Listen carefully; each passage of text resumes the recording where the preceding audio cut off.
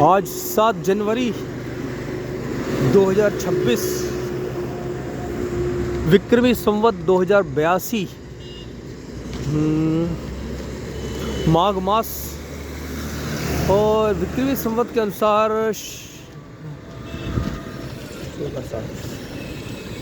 23 तारीख है। शायद कृष्ण पक्ष चल रहा है इस समय। हाँ, कृष्ण पक्ष पूर्णिमा के बाद कृष्ण पक्ष शुरू हो जाता है। नेपाल में बर्दीवास तहसील, महोत्तरी जनपद या जिला या डिस्ट्रिक्ट कह सकते हैं हम लोग, मैं आ चुका हूँ और अनुमानतः 350 किलोमीटर चल चुका हूँ। घनघोर कोहरा छाया हुआ है, हवा में बूंदें भी आ रही थी, सुबह वर्षण भी हो रहा था।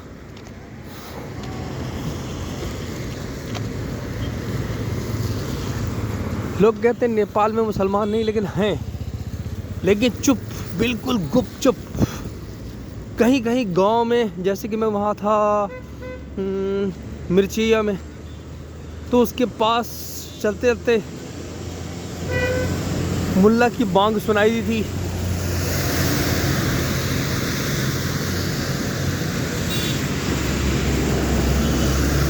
और कह सकता हूँ कि नेपाल एक तरीके से पूरा एक नेशनल हाईवे, महेंद्र हाईवे कहलाता है, इस पे बसा हुआ है कह सकता हूँ। और जो मेन रोड्स कहलाती हैं हाईवे, वहाँ पर क्या कह सकते हैं, कब्जेदारी, ये कह सकता हूँ कि वो नहीं है, एनक्रोचमेंट।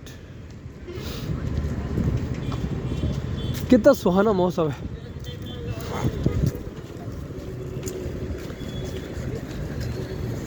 सर्वानंदम सर्वानंदम।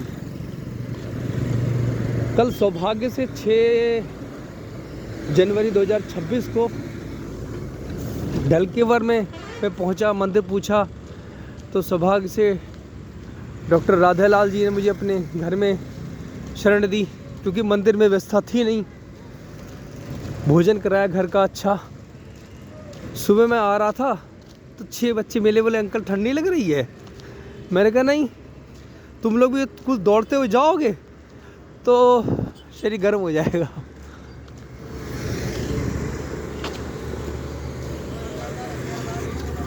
कह सकता हूँ इंटरनेशनल लेवल पे बसा हुआ सारा, हर घर होटल है।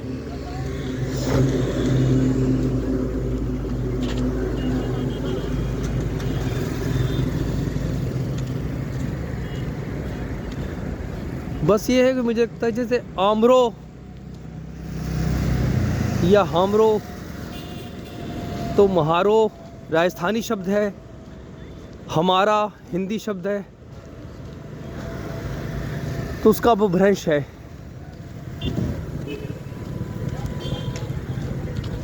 और यहाँ से करीब 210 किलोमीटर बचा। लंबा रूट चुना मैंने। लोग कह रहे थे लंबा नहीं, शॉर्टकट है। हमने कहा शॉर्टकट बिल्कुल नहीं जाऊंगा, क्यों पहाड़ों पर भेजना चाहते थे लेकिन मौसम को भूल जाते हैं शॉर्टकट के नाम पर। शॉर्टकट तो अपनाए जब गर्मी का मौसम हो, अन्यथा इसका उपयोग ना करें। 30-35 किलोमीटर का ही तो फर्क पड़ रहा है, ज़्यादा कौन सा पड़ रहा है। कल मैंने अपने शरीर में दर्द था बहुत, पैर में, मैंने घसीटा जबरदस्ती अपने आप को, शरीर को। शाम को डॉक्टर साहब के यहाँ पे तेल मालिश करी पैर में, तो उनके परिवार ने भी कहा हाँ पैर में सूजन तो है। और सौभाग्य से बातचीत हुई तो डॉक्टर साहब ने मुझे दर्द की दवा भी दी, डाइक्लोफेनेक। मैं जबकि कहा भी कि बांग्लादेश तक में बैन है डाइक्लोफेनेक और दूसरी का दर्द गोली है, अमेरिका यूरोप में बैंड आइटम है। बोले अब क्या करें, इससे चल रहा है कार्यक्रम।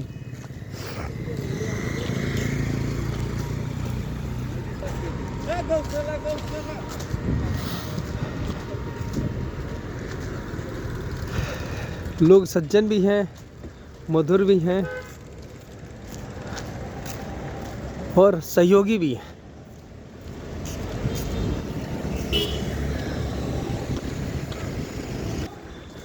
ये नेशनल हाईवे जिसे महेंद्र पथ कहते हैं या राजमार्ग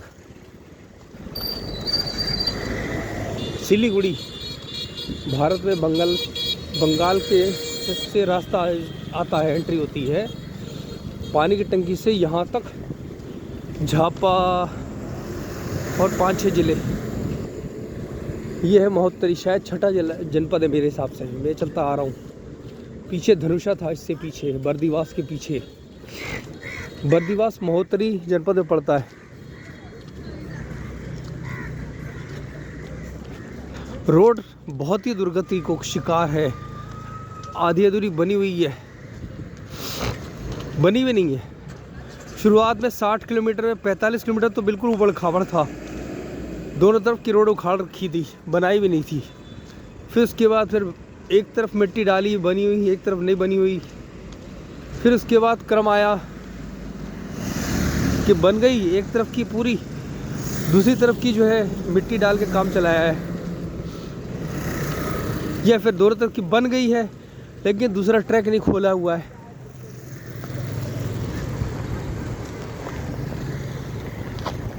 फिलहाल जय भवानी।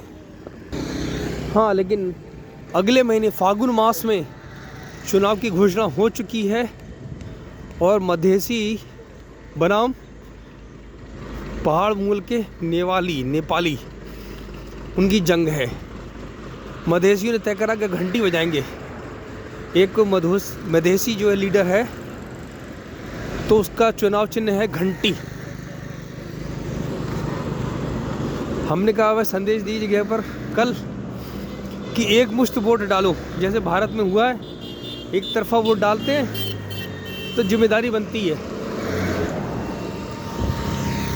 उसका पालन होता है। वो पालन नहीं होता है तो मिलजुल के सरकार जब बनाते तो ना ये काम होता ना वो काम होता है।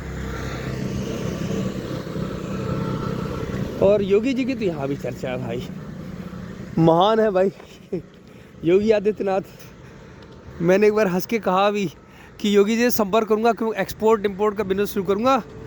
आपको जो है 6-6 महीने के लिए जितने भी राज्यों में होके आया हूँ मैं, गुजरात, मध्य प्रदेश, महाराष्ट्र, कर्नाटका, तमिलनाडु को छोड़ दूँ, आंध्र प्रदेश, उड़ीसा, झारखंड, बिहार, बंगाल, आसाम भी छोड़ दूँ